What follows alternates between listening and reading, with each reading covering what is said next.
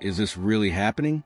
Are we genuinely at the point where Auston Matthews, the face of the Toronto Maple Leafs franchise, the captain, the generational goal scorer who lit up arenas with 70 goals just a couple of seasons ago, is now the most traded player on PuckPedia? The sheer absurdity of that sentence should make every hockey fan pause and take a breath, because what we're witnessing in Toronto right now isn't just a slump. It's not just a rough patch. This is a full-blown crisis of identity, confidence, and direction. The Maple Leafs just got swept on a brutal 3-game road trip through Washington, Nashville, and Dallas, losing every single game in regulation, and the optimism that briefly flickered after a decent stretch has been completely extinguished. But the real story, the one that has fans, analysts, and insiders whispering in dark corners, is a complete and utter disappearance of Auston Matthews. 28 years old, prime of his career, a contract worth $53 million over the next several years. And right now, he looks like a shadow skating through games, barely touching the puck, visibly uncomfortable when he does, and posting the worst statistical season of his entire NHL career. In 30 games, Matthews has managed just 23 points, 14 goals, and 9 assists. For a player of his caliber, those numbers aren't just disappointing. They're alarming. They're the kind of numbers that make general managers lose sleep at night, wondering if they bet the entire future of the franchise on a player whose body might be betraying him. And the eye test? It's even worse than the statistics. Matthews doesn't just look off. He looks lost. He looks like a player who's fighting something deeper than a coaching system or a lineup shuffle. He looks like someone who's hurting. The last 5 games have been particularly brutal. Matthews has been held pointless in 4 of them, posting a devastating -7 rating during that stretch. -7. For a player who's supposed to be the engine driving this team, that's catastrophic. And it's not like he's getting unlucky or facing elite goaltending every night. He's simply not creating chances. He's not driving play. He's not doing the things that made him one of the most feared offensive weapons in the entire league. Fans are watching games and asking themselves the same question over and over again. Where is Auston Matthews? Because the player wearing number 34 on his back right now doesn't look anything like the superstar who dominated the league for years. The frustration among the fan base has reached a boiling point, and PuckPedia's trade tracker is reflecting that anger in real time. Matthews is currently the most searched player for potential trades on platform, which is a stunning indictment of how far his stock has fallen in the eyes of the public. Toronto fans are not casual observers.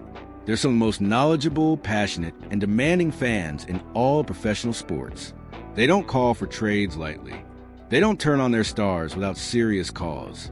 But when you watch Matthews float through shifts, when you see him shy away from physical battles, when you notice him hesitating on shots he used to bury with his eyes closed, you start to understand why the conversation has shifted from what's wrong with Matthews to should the Leafs trade Matthews? Let's be brutally honest for a moment. The idea of trading Auston Matthews should sound insane. This is a player who won the Hart Trophy. This is a player who scored 69 goals in one season. This is a player who, when healthy and engaged, is arguably the best pure goal scorer in the world. Trading him would be an admission of failure on a scale that would haunt the organization for decades. But here's the uncomfortable truth that Brad Treliving and the Maple Leafs front office need to confront. If Matthews is dealing with a chronic injury, if there's something physically wrong that's limiting his ability to skate, shoot, and compete at the level he's capable of, then holding on to him out of loyalty or hope is not just foolish. It's organizational malpractice. The whispers about injuries have been circulating for months. Some insiders believe Matthews is dealing with lingering wrist issues. Others think it's his back. There are rumors about his skating mechanics being compromised, theories about nerve damage, speculation about pain management. But the Maple Leafs have been frustratingly vague about his health status, offering nothing but generic statements about him being day-to-day or managing his workload.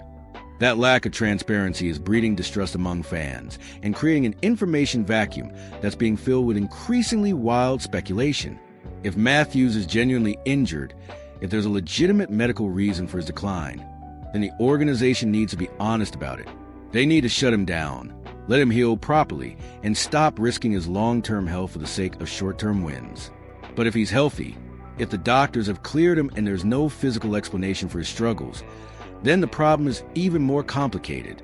Because if Matthews is healthy and still playing like this, then we have to start asking much harder questions. Is it the system? Is Craig Berube's dump-and-chase philosophy so fundamentally incompatible with Matthews' skill set that it's broken him mentally? Is it the loss of Mitch Marner, the line mate who understood his game better than anyone? Is it the pressure of wearing the captaincy in a market that demands perfection?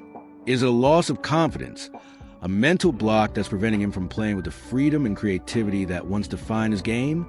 These are questions that don't have easy answers, and are the kind of questions that can tear a franchise apart if they're not addressed quickly and decisively. The recent road trip was supposed to be an opportunity for the Maple Leafs to build momentum heading into the holiday break. Instead, it turned into a nightmare. 3 straight regulation losses. 3 games where the team looked disjointed, uninspired, and completely outclassed by opponents who wanted it more. And in all 3 games, Matthews was invisible. He wasn't just failing to produce offensively. He was a liability defensively. He was losing puck battles. He was getting beaten to loose pucks. He was making turnovers in dangerous areas. For a player making over $10 million per season, that level of performance is simply unacceptable. What makes this situation even more painful is the context. Just a few weeks ago, the Maple Leafs had strung together a decent run of 5 wins, 1 overtime loss, and 2 regulation losses. The fan base was starting to believe again. There was talk of the team finding its identity, of players buying into Berube's system, of Matthews slowly rounding back into form. But that optimism has evaporated faster than snow in July. The recent collapse has exposed all the underlying issues that were temporarily papered over by a few wins against weaker opponents. And now, with the calendar turning to a new year and the playoff race heating up, the Maple Leafs find themselves in precarious position, stuck in the middle of the standings with no clear path forward. So what are the options? If the Maple Leafs decide that Matthew's struggles are temporary, that he's going to snap out of this funk and return to being the dominant force he's always been, then they need to give him every possible resource to succeed. That might mean adjusting the system to better suit his strengths. That might mean finding him a new line mate who can complement his style. That might mean reducing his ice time temporarily to take some pressure off. But if they believe that Matthews is damaged goods, that whatever's wrong with him isn't going to get better, then they need to seriously consider what kind of return they could get for him on the trade market. And here's where things get really interesting. Despite his struggles this season, Matthews is still Auston Matthews. He's still a former Hart Trophy winner. He's still a player who scored 60-plus goals in a season. He's still just 28 years old, theoretically entering the prime years of his career. There would be no shortage of teams willing to take a gamble on him, hoping they could unlock whatever magic has gone missing in Toronto. Teams like the Colorado Avalanche, who need another elite center. Teams like the Carolina Hurricanes, who have the defensive structure to support an offensive star. Teams like the New York Rangers, who are desperate for a franchise-altering move. Any of those organizations would be willing to part with significant assets for a chance to buy low on Matthews and hope they can fix him. But what would the Maple Leafs want in return? If they're going to trade their captain, their franchise player, the face of the organization, they need to get a haul that justifies a move. They need multiple first-round picks. They'd need young, controllable talent. They'd need roster players who can contribute immediately. They'd need to convince a fan base that this isn't just a panic move, but a strategic reset designed to build a more balanced, sustainable contender. And honestly, I'm not sure any package would be enough to satisfy the Toronto faithful, who have invested so much emotion and hope into Matthews' career. The other option, the one that nobody wants to talk about but everyone is thinking about, is that Matthews' decline is permanent, that the injuries, the wear and tear, the physical toll of playing at the highest level for nearly a decade have caught up with him in a way that can't be reversed, that he's never going to be the player he was in his early 20s, that the Maple Leafs are stuck with a declining asset on a massive contract, and there's nothing they can do about it except ride it out and hope for the best. That scenario is a nightmare for everyone involved, and it's the one that keeps Brad trail-living awake at night. But let's pump the brakes for a second. Yes, Matthews is struggling. Yes, the numbers are ugly.